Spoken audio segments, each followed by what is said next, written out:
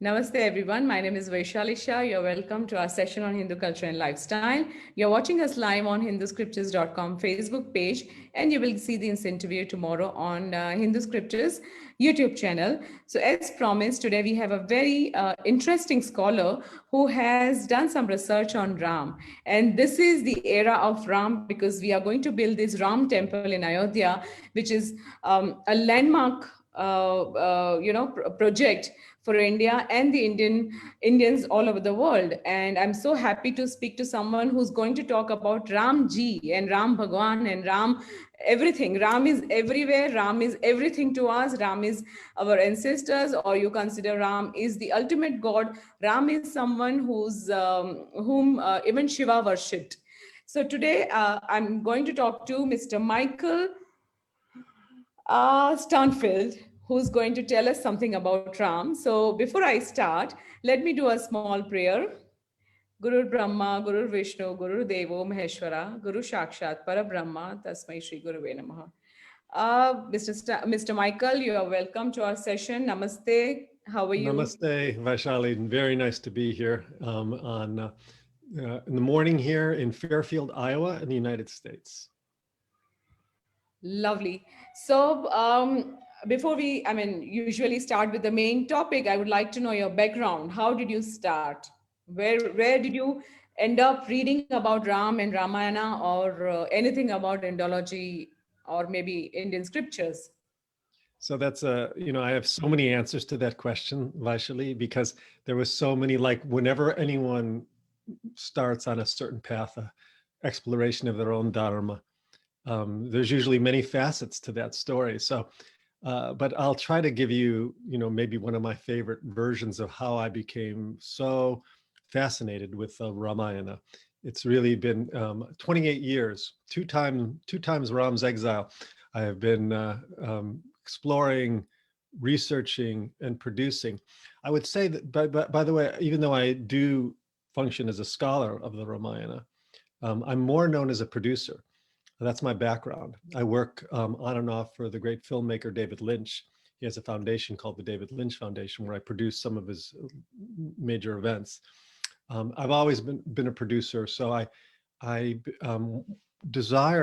a big desire to bring the Ramayana to the West. In India and also throughout Southeast Asia, the Ramayana is so intrinsic to the culture. You've been born and raised with it. In the West, it's not that well known, although that's changing.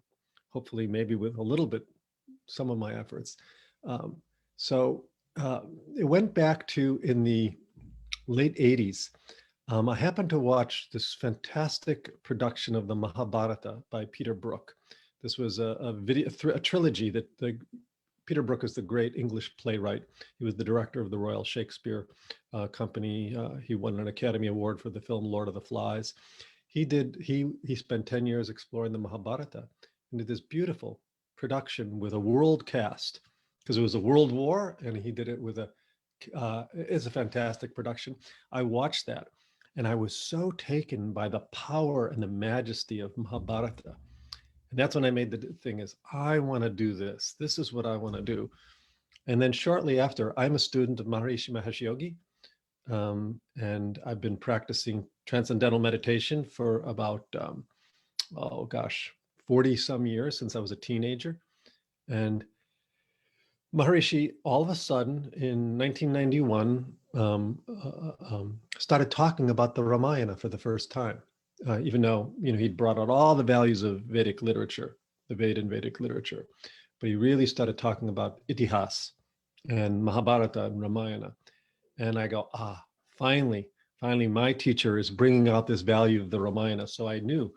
At that time, I did my degree I did my master's degree in Vedic science from Maharishi International University, which is based here in Fairfield, Iowa, which was the university that Maharishi founded.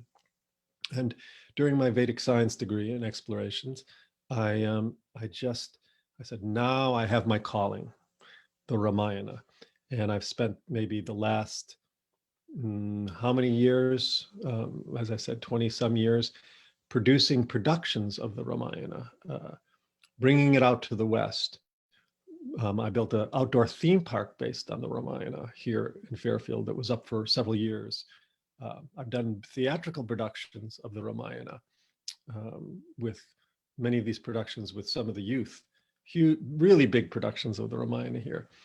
But then I had the idea, I mean, I'm probably going on too long, but once you get started with me with Ramayana, I can't stop, um, is, you know, I love oral tradition, and all the Vedic literature was originally meant to be heard.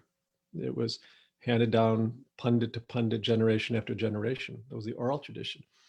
Also, I'm a purist in the sense that I've found that almost all the versions of Ramayana and Mahabharata are abridged. And you really can't abridge Vedic literature because it's the sound value, it's the sequence. So I just decided, I checked around with some colleagues and found out that no one had done a complete unabridged production of the Ramayana. And it had never been done. There's so many abridged versions, and I wanted to do an audio production of the entire Valmiki Ramayana.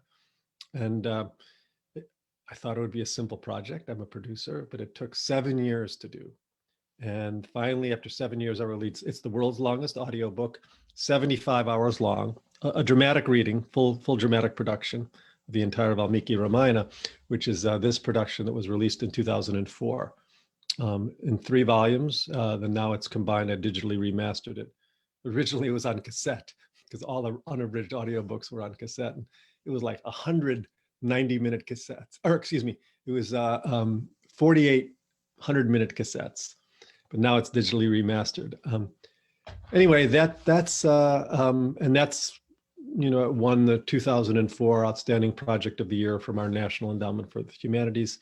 And since then, I mean, I'll tell you more, you know, but that was kind of my opus, doing that production. And I can tell you stories of what it was like to produce and create that, which really it was quite an adventure. It was like going on a Ramayana myself. So anyway, Lovely. that was So a lot.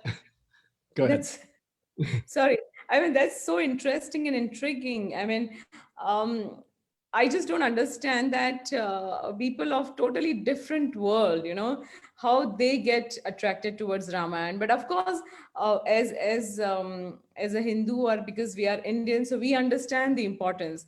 But what did you find in Ramayana that is attracting you so much? And I mean, you have spent so many years. How? Why? I mean, you have to Yeah. give me now the points, either the story or the message or the Ram's character, whatever. Yeah, no, that now, you know, I first I gave you the surface answer to your first question. Now you want to go deeper, which yes, because I am from a different culture. My background, I'm Jewish. You know, how did I get involved with Hindu culture? I live in America. I was not brought up with the Ramayana myself.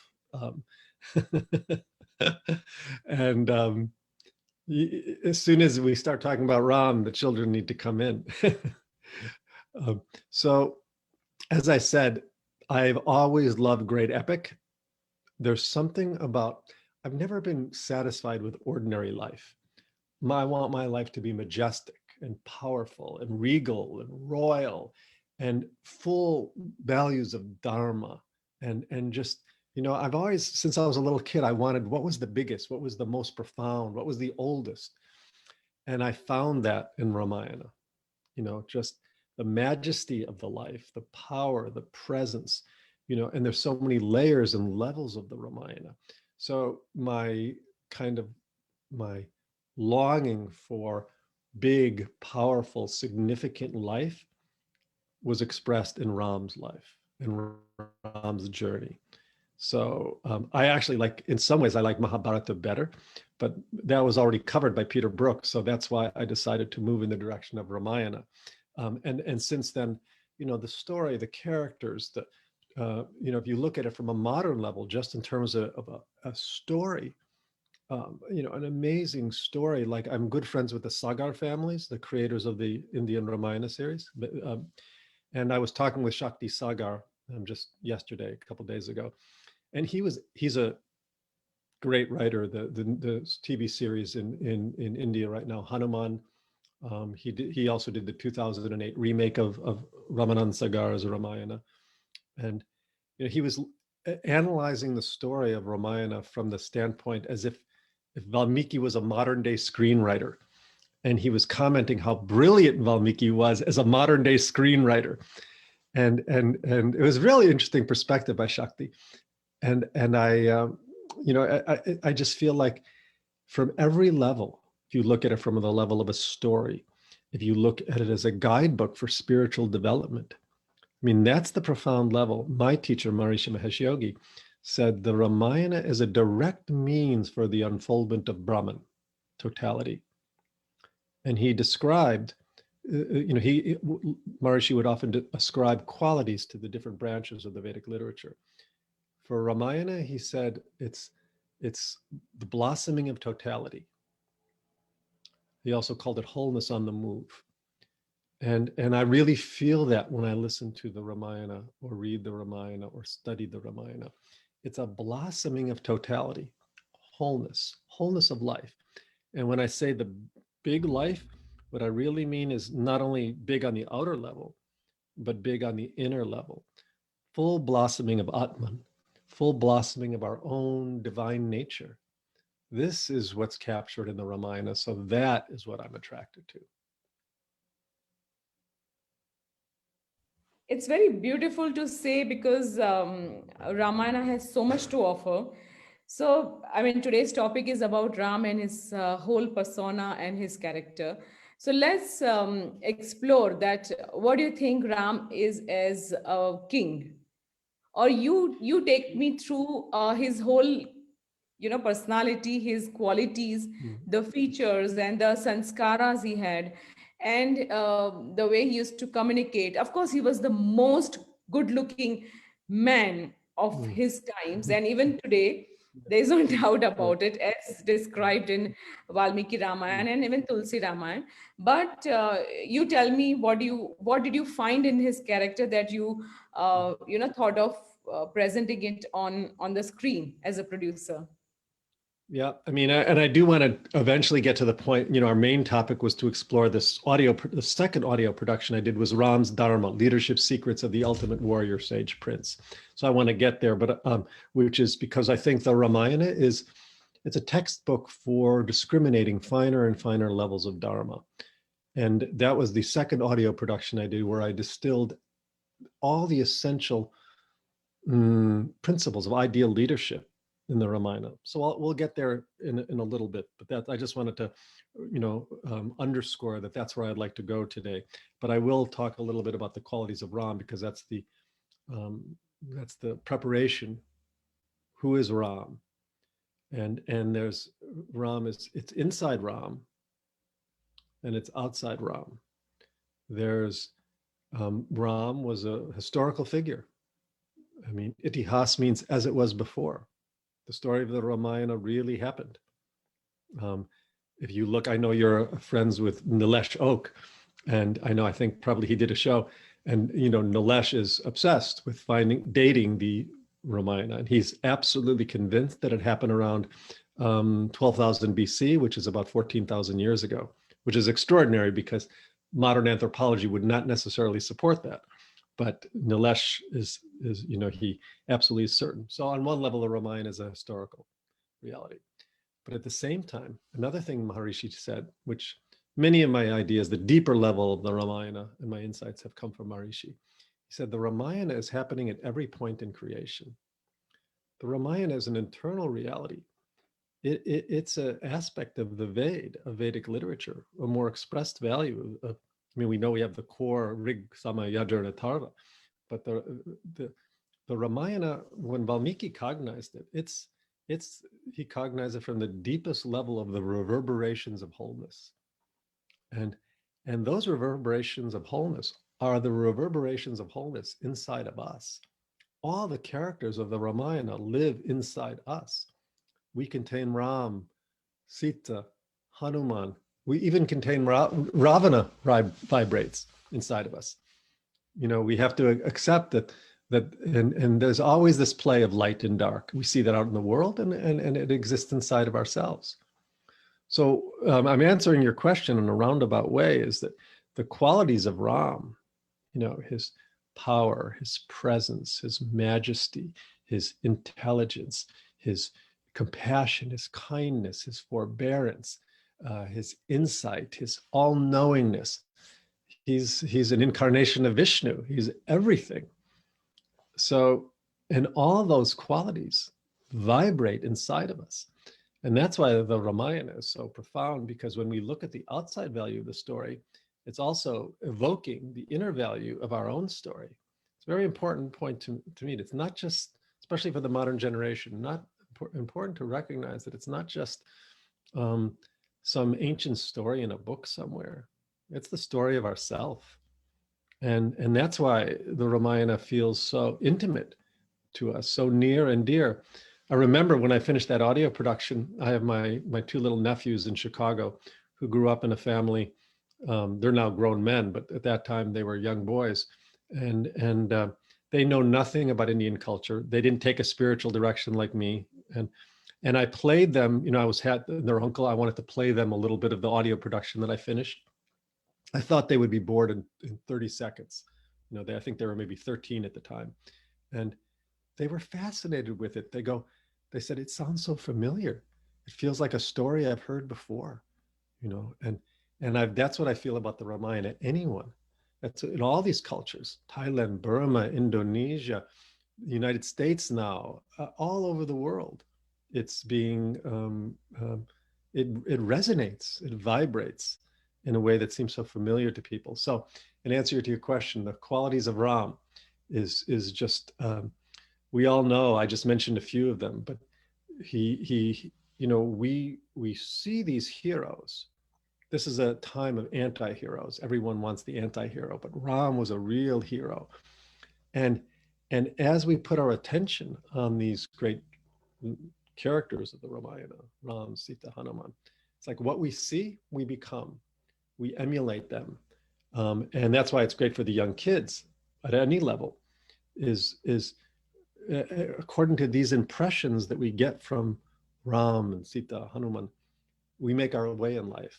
They're archetypes that resonate inside of us, and we grow in their direction. So that's once again, maybe a longer answer to a question, but that's, I think, why we look and study the Ramayana, to begin to grow in the direction of our own Ramness.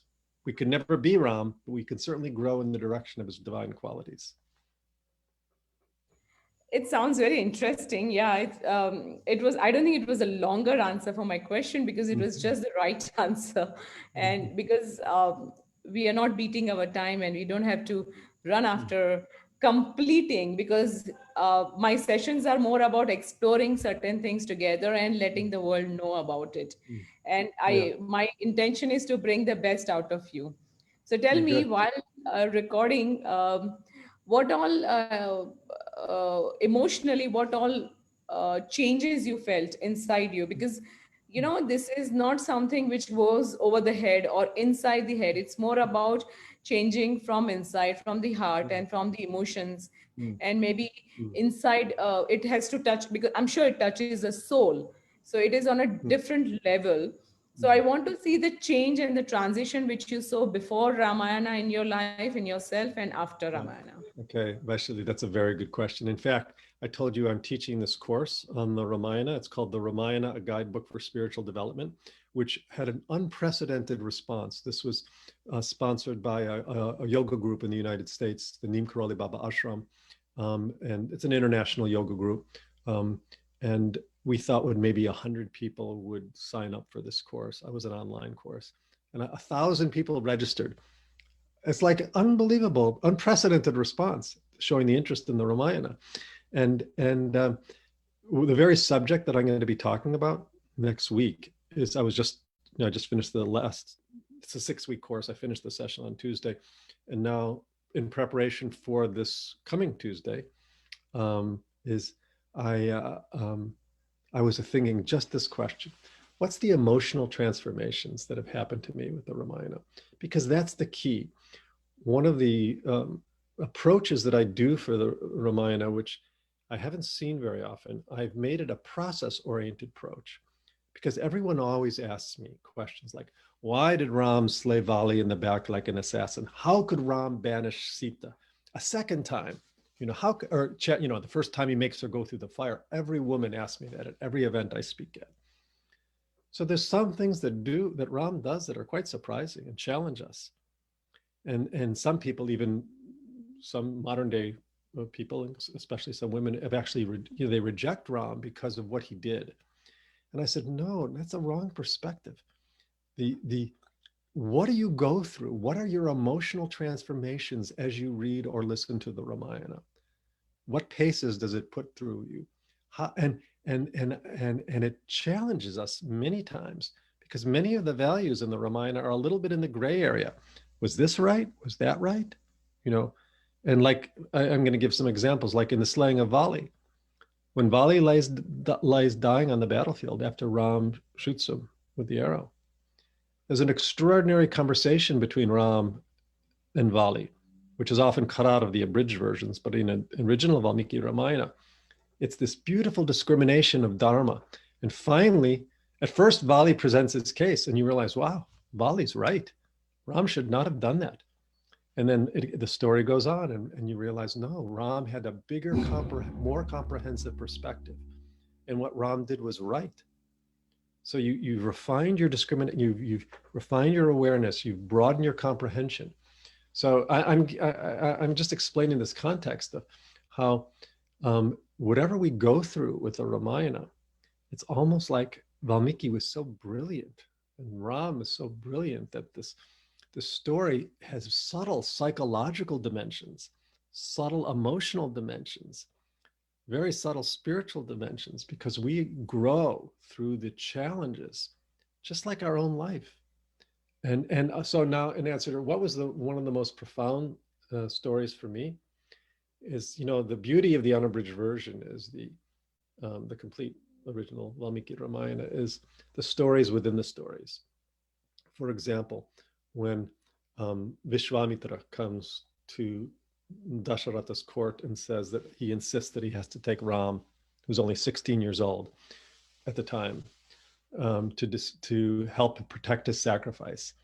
And along the way, the story is told. It was actually, I think it was in, there was another sage there, I think it was Shatanand, told the story of Vishwamitra and his battle with Vasishta. And this extraordinary, like the story, what had happened between Vishwamitra and Vasishta, because Vishwamitra was utterly defeated by Vasishta. Vishwamitra was the most powerful sage king on the planet. And, he wanted Shabala, Valmiki's cow of plenty. And then this battle between Vasishta and Vishwamitra unfolded with Vasishta defeated all these armies that Vishwamitra could manifest, with Vasishta with a Brahmic staff, a single staff, deflecting every arrow until Vishwamitra was utterly vanquished. And that process, this story goes on a long time in the Ramayana. For me at that time, I identified more with Kshatriya, with being, a warrior. And at that time, what I can create with my power and my intellect and my drive. And that was utterly defeated by the Brahmic powers of Vasishta. And at that time, that really had an impact on me, transform me forever, because I finally realized that no matter how powerful you are, no matter how significant you are,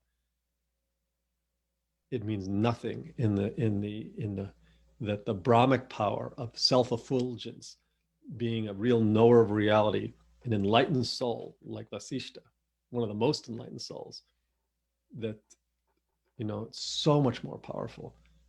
And of course, then Vishwamitra decided that he needed to become a Brahmarshi also, and did thousands of years of penance. So anyway, that's just one example of a story that changed my life forever.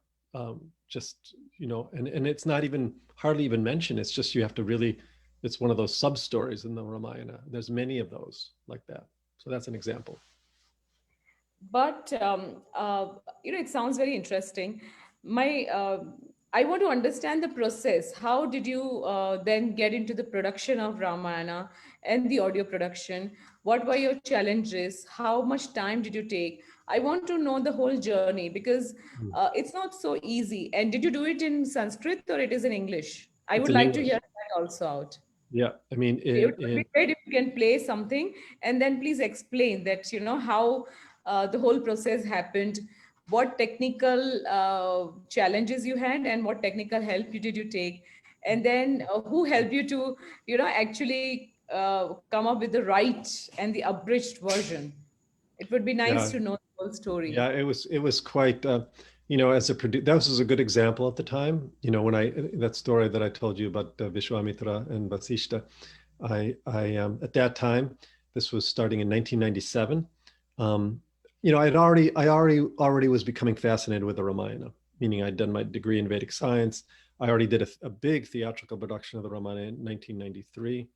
Um, and then I had that outdoor theme park on the Ramayana in 94 and 95. So I was already working on the Ramayana, but that at one point, I really, this is an interesting story. At that time, I was suffering from tremendous reading difficulties. I could not read long text. I would get terrible headaches and head pressure.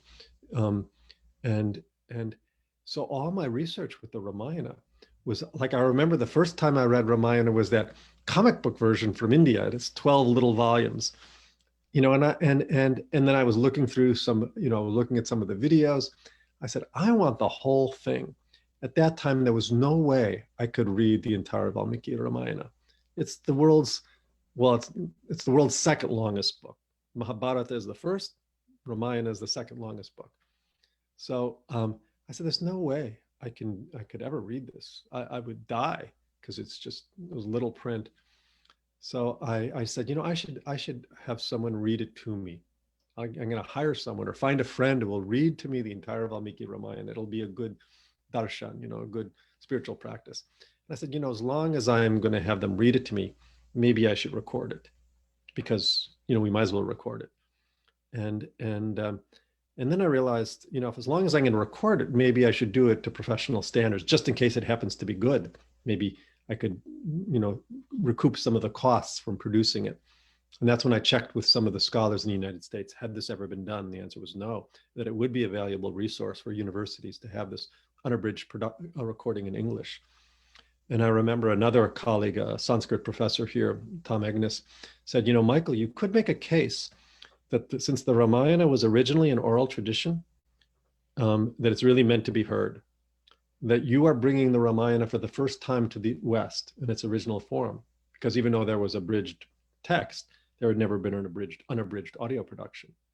So I thought this will be easy, I'll get find a reader, set up a microphone, we'll record it.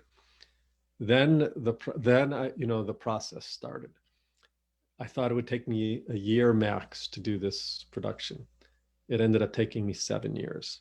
7 years in the recording studio. And why? Because I didn't factor in the karma. The karma of doing this.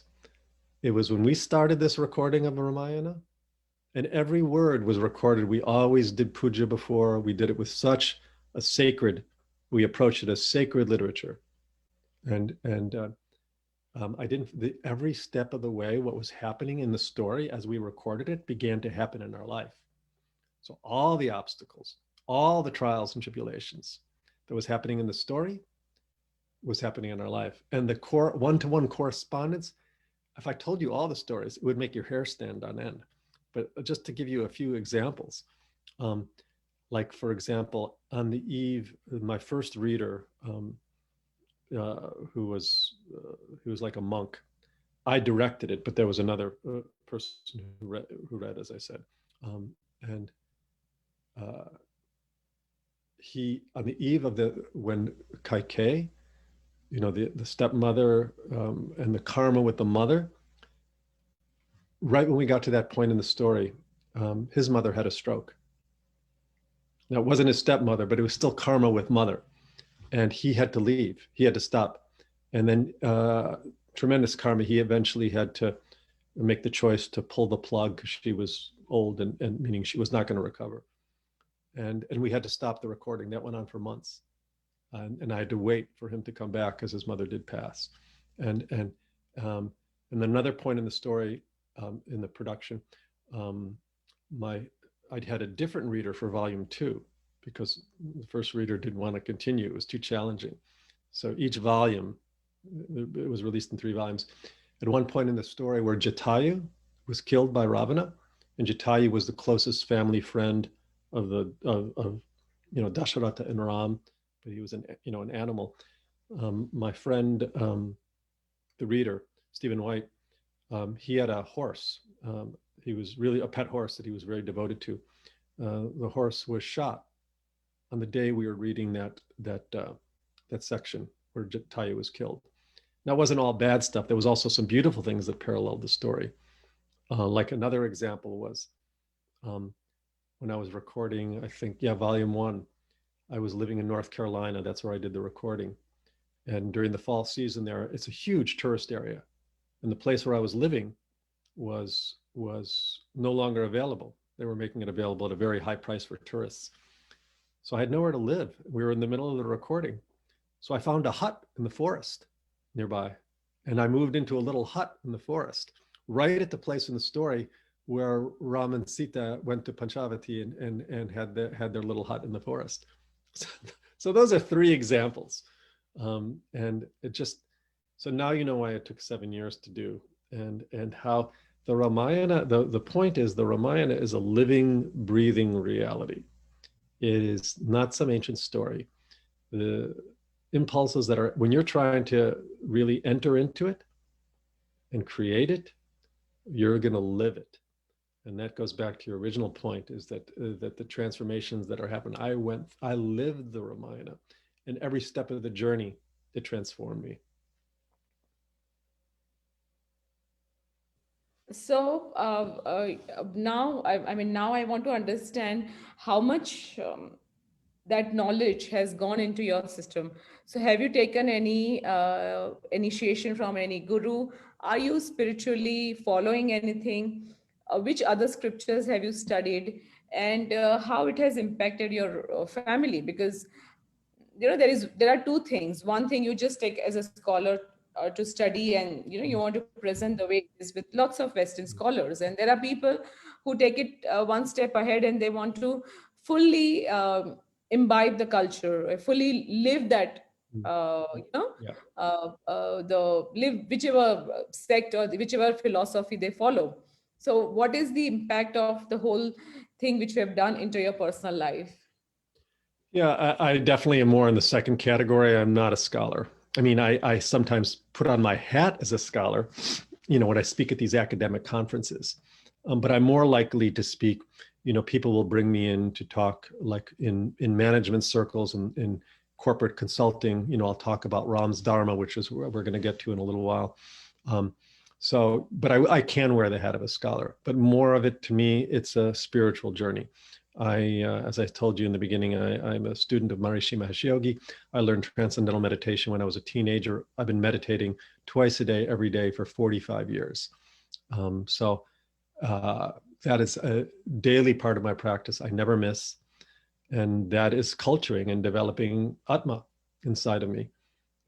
And so as I grow inside in that awareness of knowingness, of self-awareness, being established in the self, Yogastakuru Karmani, then, the Ramayana just reflects that, because Ram is a character I can, it's very important to go beyond just seeing Ram as a character in a story that touches us with devotion. Many people with Tulsidas Ramayana, it's a devotional practice. It's very, very important. But I also think, what happened?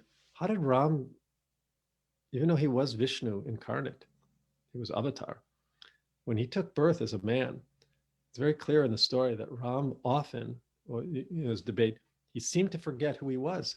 When he came down to earth, he was a man.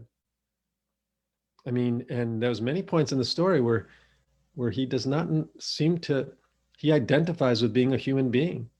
And he needs actually reminders. His brother reminds him, Hanuman reminds him, and Brahma himself reminded Ram. So don't you remember who you are? That was a beautiful scene where Brahma himself, who was created from Vishnu, is reminding Vishnu incarnate who he is. So just like Ram is a divine being in a human form, aren't we all divine beings in human form? And like Ram, if Ram can forget who he is, isn't it? We forget who we are. We're divine beings in human form.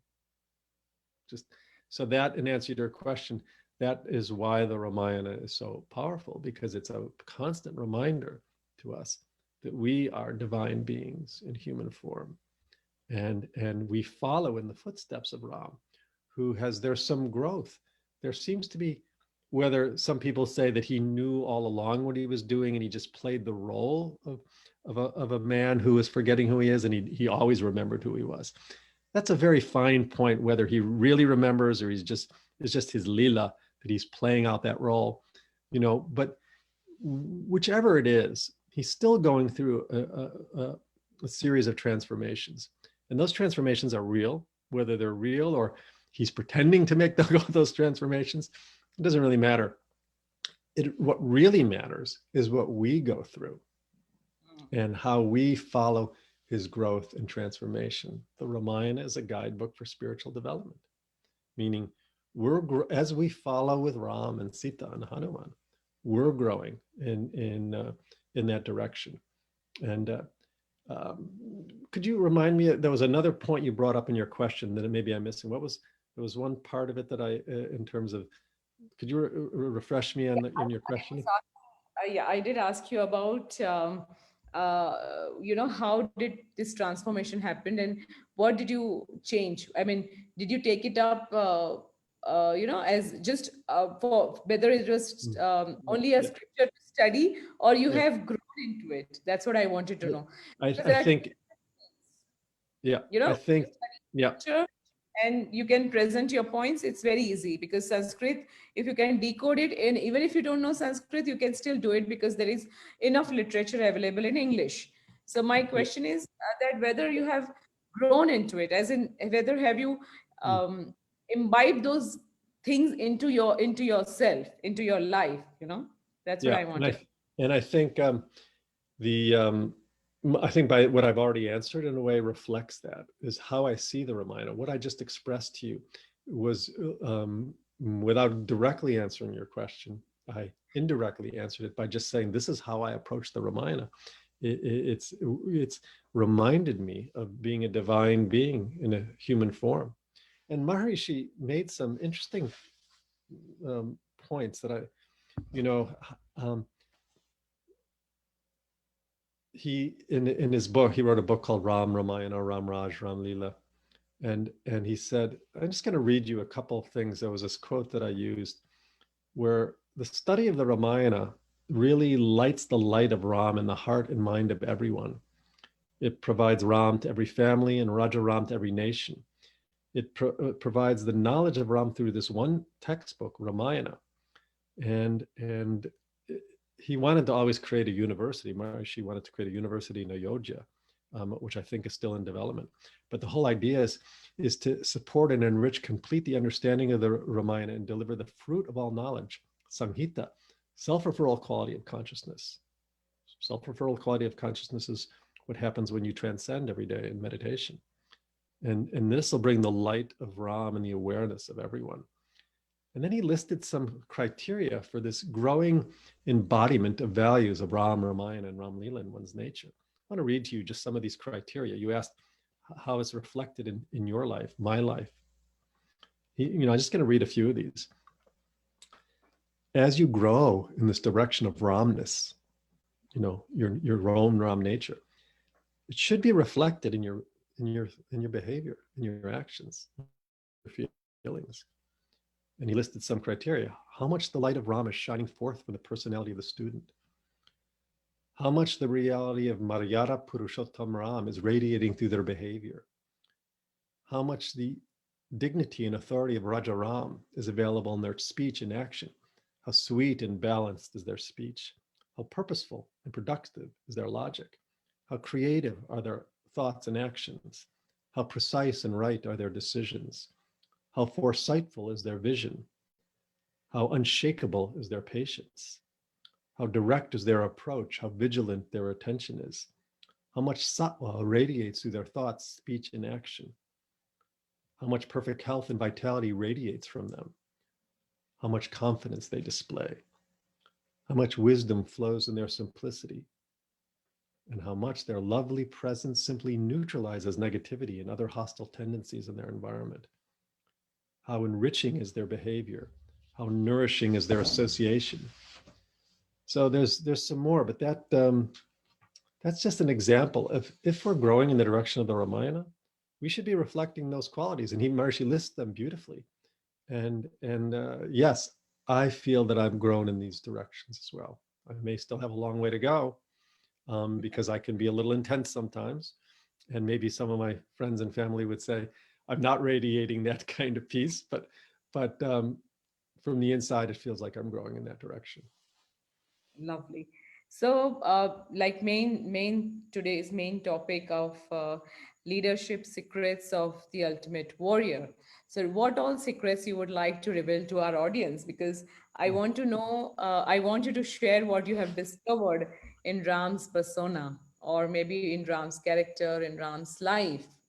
Yeah. So now I'll show you after I did the 75-hour long audio production of the Ramayana, that was finished in, as I said, 2004 is when I finished it. And it's still, it's still university libraries, acquired it. It's available on my website. And I used to put a lot of attention on it. A lot of people bought it, but now it really had died down until this course I started, this course I was teaching. So now I have a new website and people go to that.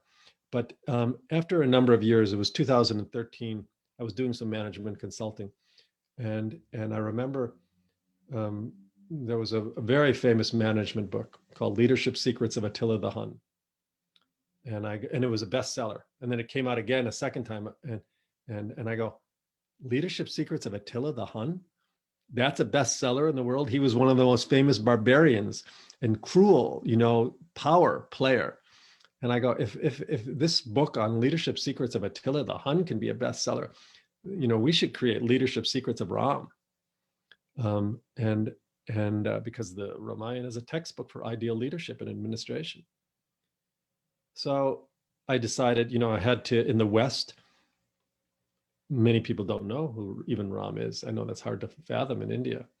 But so that's why I called it. Here's the audiobook, which is Rahm's Dharma, Leadership Secrets of the Ultimate Warrior Sage Prince.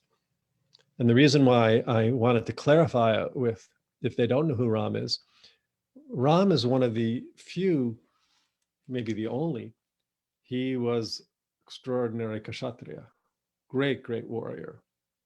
He was also a sage. He was a rishi. In the beginning, it describes he could rival any rishi in his knowledge. He was also Raja, king, prince. So Ram combined in himself qualities of warrior, sage, and prince. And that made him a really integrated leader. And that's what I was trying to bring out in this. So what I did for this audio production of Ram's Dharma, I went back to the original Valmiki Ramayana, and I extracted sections from the audio production, which illustrated different qualities, different scenes that expressed Ram's Dharma, how he discriminated Dharma. And then I wove it together with my commentary. And from the 75 hours, I distilled it down to it was 2 CDs, it was 2-hour production. Because how many people today, I have to say, social media has made our attention span so ridiculously short that they even say that goldfish can focus for about 10 minutes. But human beings now, our attention span is down to about 2 minutes. So we have a shorter attention span than a goldfish. So the Ramayana is, not my full length audio production, 75 hours is not for everyone. It's people who really want to dive deep. So I wanted to distill it to this essence of Ram's Dharma. And there's a little booklet that goes with it, identifying these 25 core principles of ideal leadership. So now I've described the story. So what I want to play is just a short clip. This is from the Ram's Dharma production, but in it you'll see there's embedded in it is a clip from the original one in my commentary. And the setup on this scene is, I was fascinated with the section on Ram's exile. So this is the scene when Kaikeyi, who's been promised 2 boons by her husband Dasharatha, is convinced by her hunchback servant Manthara that she will lose all rights in the kingdom. Manthara plays on her fears, and Manthara convinces Kaikeyi that she has to call on these 2 boons right now. And the 2 boons, of course, is that her son Bharat is made king, and Ram is exiled to the forest for 14 years. And this is Ram's response. Okay, so let me call it up here.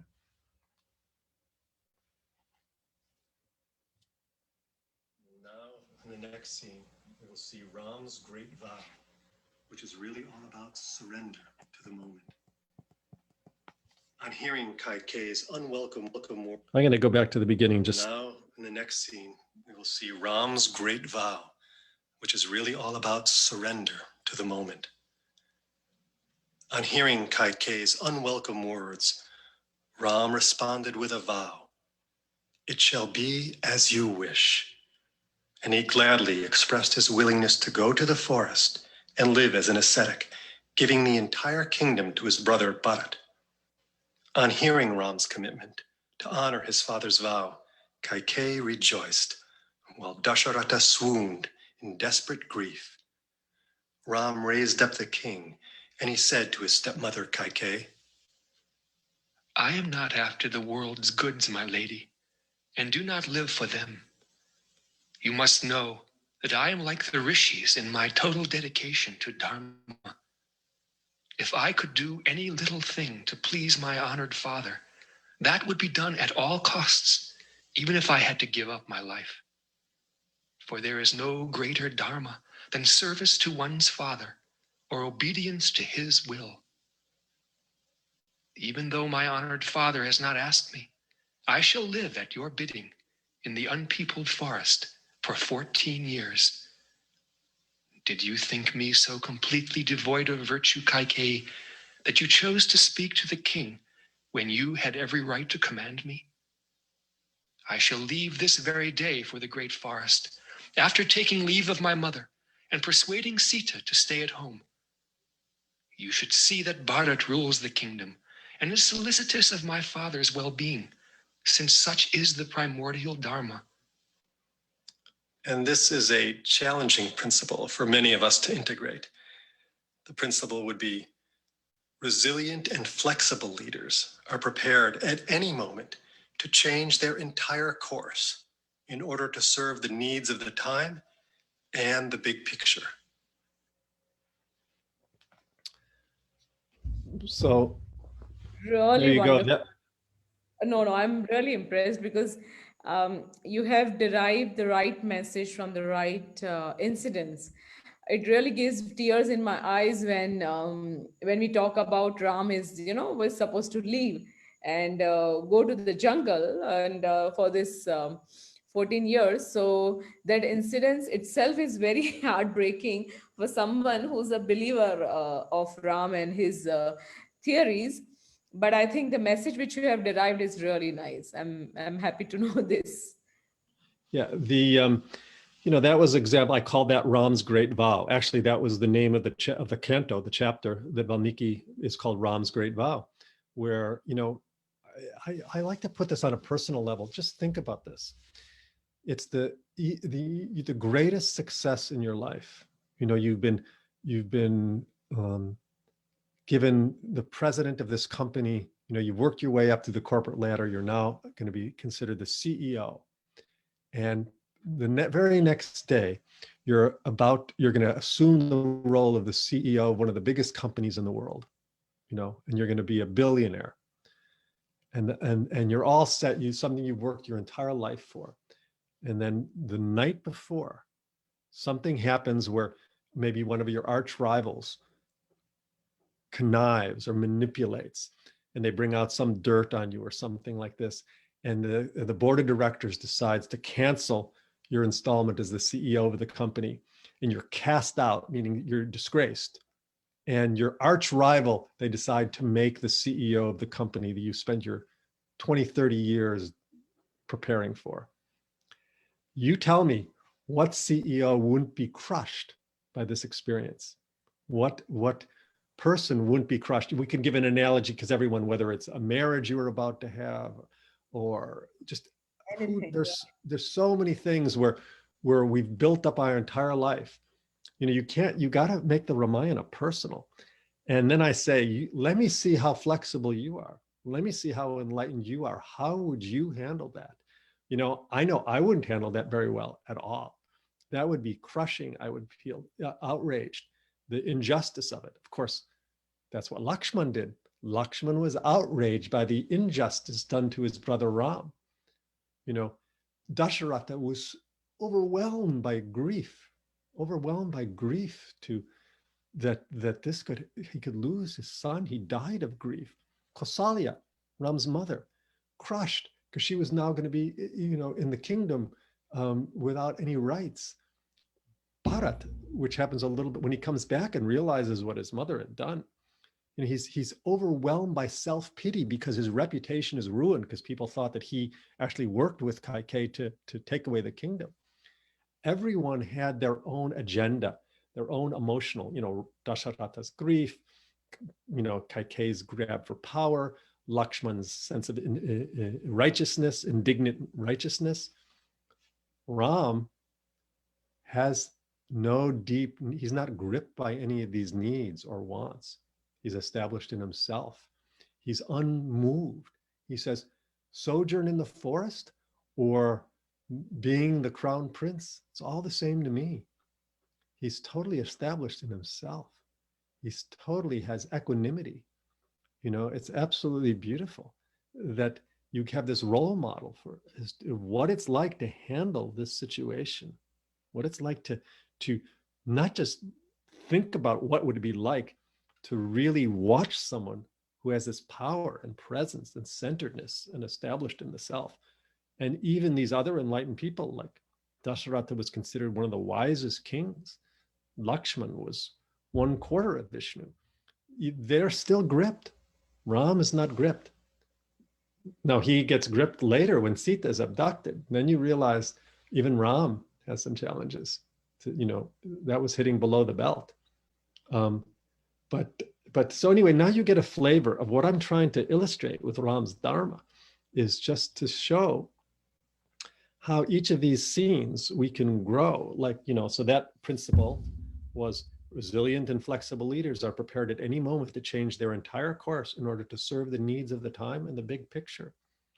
This would be good information for any CEO to know. That look at what happened with the pandemic. Many companies are going bankrupt because who could have expected the pandemic would happen and how to adjust and to the situation. This was catastrophic for some, like the airline companies. How can you adjust to any situation? Because you never know what fate will bring to you and what providence will happen. And that's, of course, Ram. I could play some other clips if I can call them up, just how Ram has another beautiful section is how to flow with providence, which is fate. But here's a couple of other examples of some of these core principles that I bring out for some of the other scenes. One is in the Ramayana, it describes beautifully how that when Ram got the news, there was no grief and no pain reflected on his face. He was like as brilliant as the autumn moon with no fear or doubt or insecurity reflected in him. And the principle there is leaders established in inner peace can accept whatever life presents to them and find the blessing in it. Our lives are filled with challenging circumstances. And the real wise ones among us can convert any situation to their spiritual advantage. Meaning, whatever life deals you, if you're really centered, you can convert it to your spiritual advantage. It's sometimes very, very hard, especially with really challenging circumstances. But Ram was able to do that most of the time, maybe all the time in his own way, converting every situation to his spiritual growth, where everyone eventually surrenders to Ram. Another example of another principle is, Lakshman attempts to dissuade Ram from going into the forest, and that we said Dasharatha doesn't really want this, and the people don't really want this. Let me help you. Well, let's take the kingdom by force. And Ram said, no. If I don't uphold the king's word, what will happen in the kingdom? The whole solar dynasty that the Ikshvakus ruled from Ayodhya was based on upholding Dharma and truth. And Dasharatha had promised Kaikeyi 2 boons. And Dasharatha gave his word. And if Dasharatha went back on his word and Ram didn't support that, where would commitment and truth and giving one's word and agreements be in the kingdom? So Ram had to honor his father's word. He had no flinch. And this was not going to be an easy adventure, going into the forest for 14 years. It's not an easy life living in the forest, even at. So Ram absolutely cleaved to the highest level of truth. So the principle in that scene where Lakshman tries to dissuade Ram is, decisions are always clear for the leader who cleaves to the highest level of truth in dharmic action in every situation. When we really know what's right and we stick to it, makes life very simple. There's no negotiation. We stick to the highest level of truth, unwaveringly, like Ram.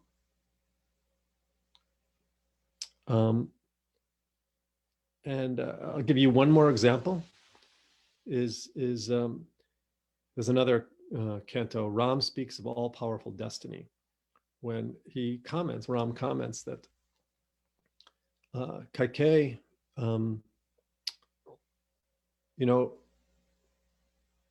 Kaikeyi had always treated Ram as if he was her very own son.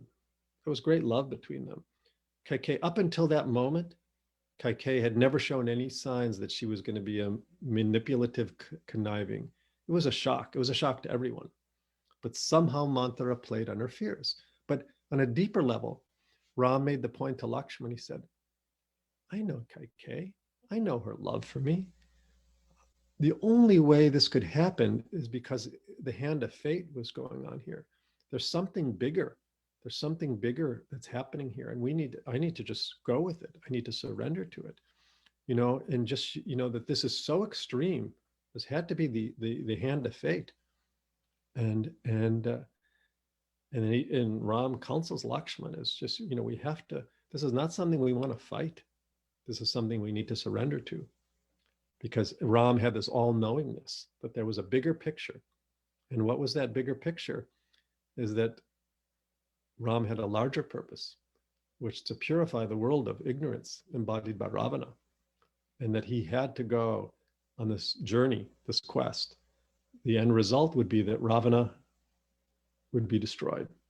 And these evil forces that were trying to take over the world, the forces of darkness, would be destroyed. So the principle here is, every situation is unique, and intuitive leaders know when it is the right time to fight for a just cause, and when it may be wiser to surrender to the evolutionary movement of a deeper level of destiny unfolding. Simply put, surrender may be a better choice than resistance in certain situations. Great leaders have to know and use their discrimination to know when we have to stand up and fight, as Ram did after Sita was abducted, and when, in this case, to surrender and go with the flow. And that takes great discrimination. And that discrimination is learned when you are a student of the Ramayana. You actually made me very emotional. My tears were not It's stopping because the incidents which you described that Ram had to leave is something, it still touches us. And someone who I'm sure many people who kind of worship him or love him would always get sentimental about him leaving Ayodhya and going into exile. But what you narrated is really wonderful, and I'm very glad that we are having this conversation, because it's very important for people to understand that Ramayana is meant to understand the life and how every individual, even in today's scenario, the way you described that any CEO would face this kind of thing, and how that person would basically take it. So it's really wonderful to know the way you have listed the right lessons from Ramayana into the modern context. So I think, of course, we are running out of time, but I still have a couple of questions. That one thing which you said, that a lot of women are not ready to accept that what Ram did was not right. So what explanation would you give? Mhm. How do you Yeah. describe that? Because that Mm. remained stuck in my mind earlier, and then we just Yeah. continued this. Well, this is a tough question to answer because on a personal level, I mean, it kind of made sense at the end of the battle when Ram, when Sita went into the fire to prove her purity. That kind of made sense, although even that was a stretch because I remember Lakshman and Vibhishana were outraged that Ram would do this, you know. But Ram had to set an example for all the people, so it would never be brought up again.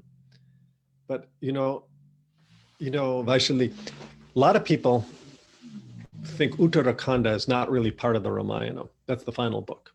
A lot of people would like to end it at the end of Yuddhakanda when they return triumphantly home to Ayodhya and they live happily ever after. But they don't live happily ever after. Uttarakhanda did happen.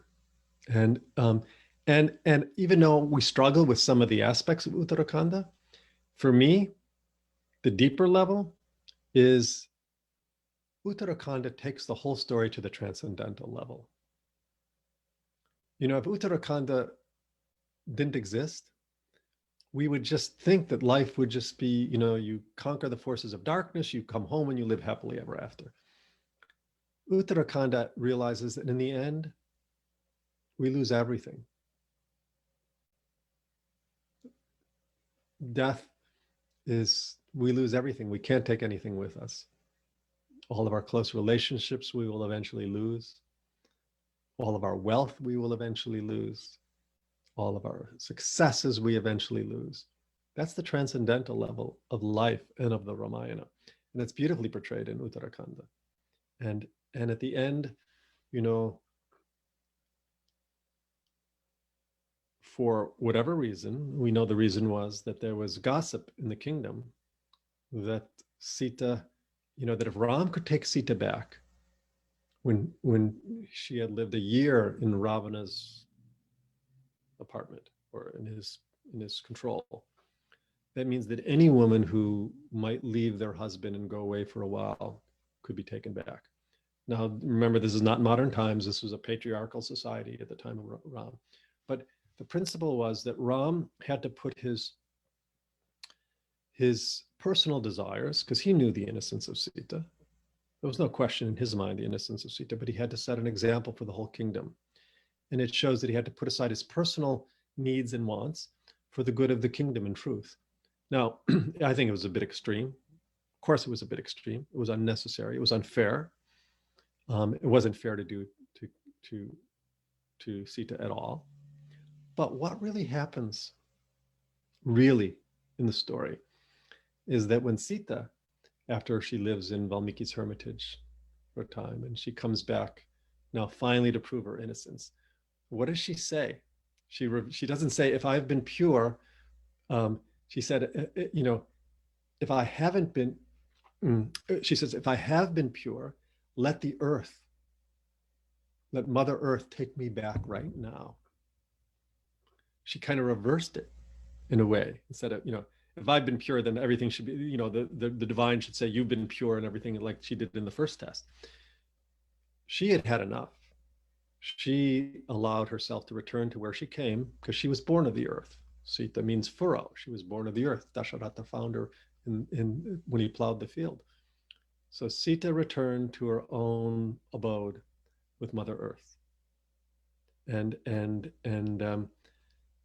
this is when Ram completely loses it. Absolutely just, he's beside himself with grief. And this is when Brahma comes to console Ram himself. Rama himself comes to and says, remember who you are. You are Vishnu incarnate, and Sita is Mahalakshmi. Key point. You never were separate. You are not separate now, and you never will be separate. On this deepest level of life, you always have been, are, and always will be deeply unified. Purusha and Prakriti, silence and dynamism. The very nature of life is never separate, and Rama and Sita embody that. So this, you see, takes our awareness to the subtlest level and realize the true nature of life. The true nature of life is we are always unified with our that partner on the deepest level, with Purusha and Prakriti, Vishnu and Mahalakshmi. Their separation here was a blink in the eye of their eternity, because Vishnu has a span of time of eternity. Sita lives in eternity at her deepest level. So that's my answer to your question. It forces us to grow, to take our own awareness down to that eternal level of life, which is what we all need to do. That is very true. I think the new set of feminist women would always criticize that why Ram did, but I think a lot of people don't know that it was Sitaji's decision, to leave and go to Valmiki's ashram. It was her decision to go back to Mother Earth because she had done her duty. She had grew up, she had brought up those two kids, to Mm. princess and to prince, and and then she was done with her duty. And of course, when you watch a movie and there is a character of a man and a woman, and if they separate in a movie, it does not mean they separate in the real life. Similarly, Vishnu and Lakshmi, they are one, and they just separated for that moment in that story of Ramayana where Ram came to give this whole message of, that is, and that is the reason we call Ram Rajya, because why the ideal is Ram Rajya, why we call it is because his decision to keep everything above, I mean, his kingdom or his duty as a king above everything else. So that is the reason we worship him. So I think, yes, only the feminist kind of women would have doubts because they have not studied the scriptures and they don't understand and they don't want to understand. But people like us, we do understand that it was her decision and her role was over, as in her role in Ram's life was just done. Like, after Love and Kush were ready to take over, so she just went back to Mother Earth. So Yeah. um, And, I'm and, sure, and, and yeah. Ram, I mean, it really forces us to grow. I mean, this is what I mean about these growth of our deepening our awareness. The real blessing is the deepening of our own awareness to go, ultimately, I will lose everything in my life. And I prepare myself. The Ramayana helps prepare ourselves for that deepest level of life, to station our awareness on this eternal level of life.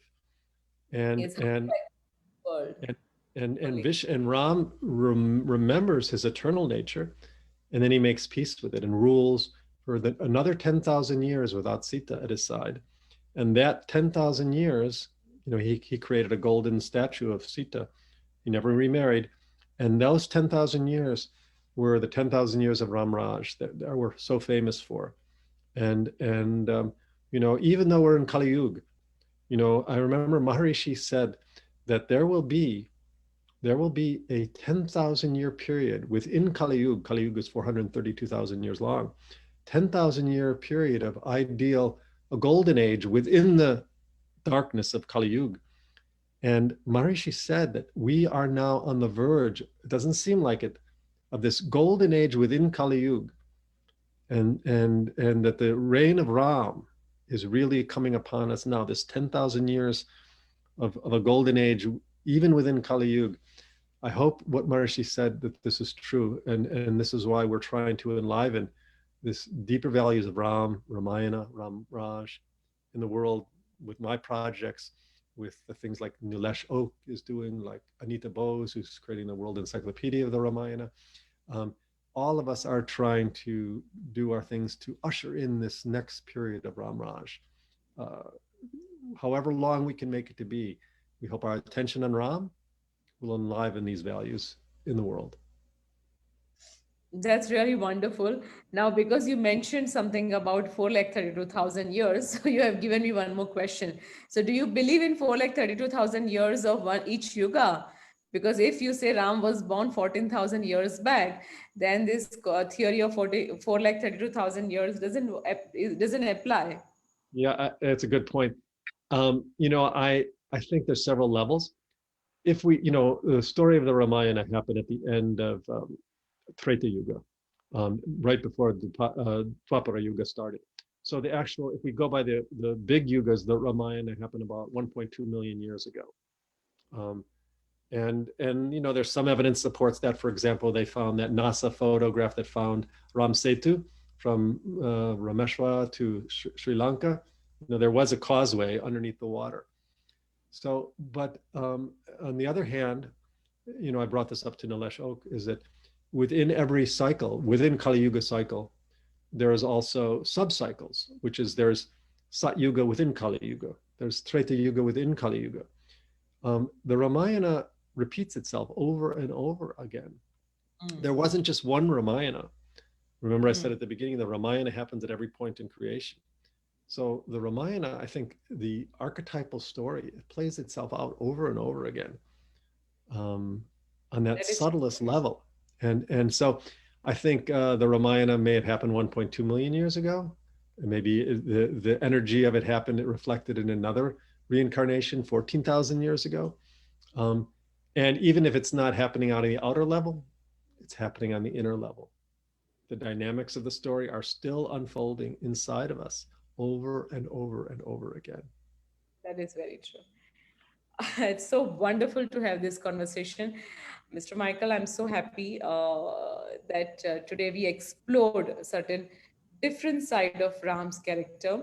Of course, we would like to continue this maybe some other time and we'll explore something more.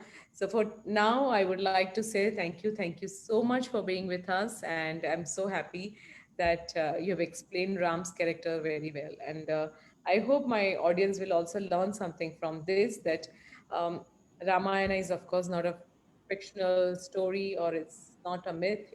It's our itihas, our history. Ram is our, I don't know, Ram is everything actually. Maybe our ancestor, maybe our God, our best king, best son, best husband, whatever you want to call it as. But you have a lot to learn from Ram. So thank you so much, everyone who has joined us today. Thank you. Thank you. Thank you, Vaishali. Yeah, I know that there's so many levels of the Ramayana. There's the surface levels, and I tried to go explore a little bit that I guess it's called the Nivakar aspect of Ram, the transcendental level. So I hope we've touched the full range. And is it all right to mention is it all right